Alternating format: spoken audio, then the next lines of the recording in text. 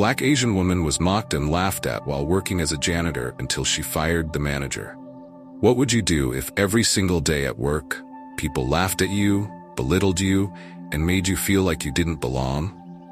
Priya, a Black Asian woman working as a janitor, faced humiliation and mockery from her colleagues and even her manager. But what happens when the woman everyone underestimates decides to fight back? Have you ever felt invisible? Like no matter how hard you work, no one sees your worth? What if they did see you, but instead of respect, all you received was ridicule and laughter? What would you do if the very people who should uplift you were the ones tearing you down? Meet Priya, a Black Asian woman working as a janitor in a corporate building. Every day, she cleans offices where executives in expensive suits walk past her, some barely acknowledging her existence, while others openly mock her. Could you imagine how it feels to be invisible in plain sight? Worse, to be ridiculed for simply doing your job? Priya's story is one of unimaginable tension and heartbreak, but also one of triumph. A story where shame turns to strength and the woman everyone underestimated ends up holding the power. But how did she go from being laughed at to firing the very manager who allowed this toxic environment to thrive? Imagine this. You walk into a room, broom in hand, and as soon as your back is turned, you hear snickering. Do you ignore it, or do you confront it, knowing that any response could make things worse? Priya faced this every day. She could hear the whispers, the cruel comments about her skin color, her background, her place in the company. She's just a janitor. Does she even understand English? They would sneer, as if her intellect could be determined by the broom in her hand. Have you ever been judged based on your job title or appearance? Have you ever wondered why society allows this kind of behavior to thrive in places meant to be professional? Her manager, Mr. Turner, never lifted a finger to stop the constant harassment. Instead, he participated. He would make snide remarks about Priya's accent, her heritage, and worse, her ability to ever fit in at a place like this.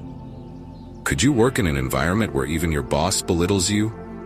Where every single day feels like an assault on your dignity? But Priya didn't have the luxury of quitting. Like so many people of color in underappreciated roles, she needed this job. It paid the bills. It was a lifeline for her and her family. So she endured. But why does society expect those who are ridiculed to keep enduring? Why should anyone have to stay silent in the face of blatant racism and classism? Then came the breaking point. Have you ever reached a moment in life where you simply couldn't take it anymore? A moment when enough is enough, and something inside you snaps? For Priya, that moment came one humiliating afternoon. She was cleaning the office lounge when a group of executives walked in. They sat down, laughing, oblivious to the fact that Priya could hear every word they said. "Look at her," one man sneered, "cleaning up after us like she's supposed to. Bet she's never even seen the inside of a boardroom. She's just a janitor. Why would she need to?" Mr. Turner chimed in, chuckling. Have you ever been in a situation where the very people who should have your back are the ones tearing you down? Could you stay silent when the weight of their insults feels like it's crushing your spirit? Priya could feel her hands shaking. The broom fell from her fingers, clattering loudly on the floor. The room fell silent. Everyone stared at her, but not with concern. No, their expressions were filled with smug amusement, like they were daring her to respond. Would you speak up in that moment? Would you risk everything by standing up for yourself? But Priya didn't scream. She didn't cry. Instead, she bent down, picked up the broom, and walked out of the room. Would you be able to hold on to your composure like that? Inside, though, something had shifted. That moment was the final straw. Priya had been humiliated for the last time. Something needed to change. But how could a woman with no authority, no power, and no voice in this company ever stand up to a system that allowed her to be treated like this? Would you believe me if I told you that even in the darkest situations, the most unexpected people can find the strength to fight back? Priya went home that night, and for the first time, she didn't feel defeated. She felt determined. What would you do in her shoes? Would you let the anger fuel you, or would you let it consume you? She spent hours researching, learning everything she could about the company's policies, workers' rights, and the legal consequences of workplace harassment. Did you know that so many people endure mistreatment at work simply because they don't know their rights? But Priya wasn't going to be one of those people. She was done being the quiet janitor in the background. She was going to fight back. But how could she? She had no allies. Or did she? What if I told you that even the smallest acts of kindness can lead to something much bigger? Over the years, Priya had formed quiet friendships with some of the building's lower-level employees, people who knew what it was like to be overlooked and disrespected. The IT guy, who never got credit for fixing the network. The receptionist, who was always talked down to. The cafeteria worker, who was constantly rushed by impatient executives. These people had seen the way Priya was treated. They had heard the jokes, the slurs, the constant dehumanizing comments. Would you be surprised to know they were as angry as she was? What would you do if you realized you weren't alone in your fight? Together, they formed a plan. Have you ever heard the saying, "The pen is mightier than the sword"? Well, Priya's pen was about to take down an entire management structure.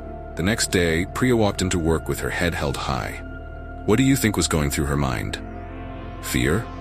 Anger? Or something else? Something like determination? Mr. Turner was sitting in his office when Priya walked in. His smirk was almost unbearable, but Priya didn't flinch. She placed a stack of papers on his desk. Documents outlining the company's anti-discrimination policies, legal precedents, and a formal complaint.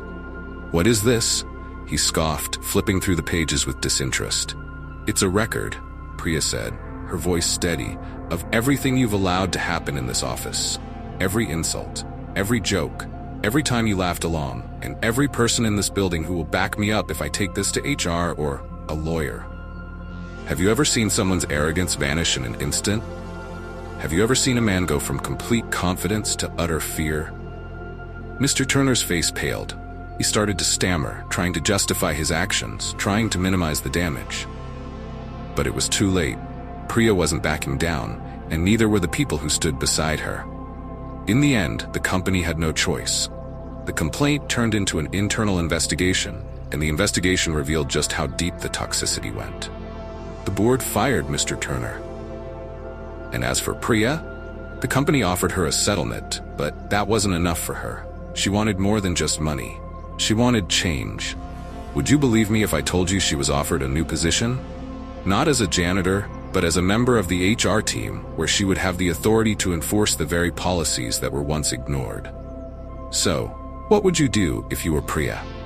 Would you stay silent and endure the mockery, or would you find the strength to fight back? How often do we walk past people like her, never stopping to consider the struggles they face? And why do we allow environments that tolerate cruelty to continue? This story isn't just about Priya. It's about anyone who's ever been made to feel small, invisible, or unworthy. It's about finding your voice when others try to silence you. It's about fighting back, even when the odds seem impossible. So I ask you, what will you do when it's your turn to stand up? If you've watched this far, comment which country you're watching from and leave a 100 in the comment section because you are type of person that likes to finish what they started. Remember to like, share, and subscribe to get notified whenever we drop new videos.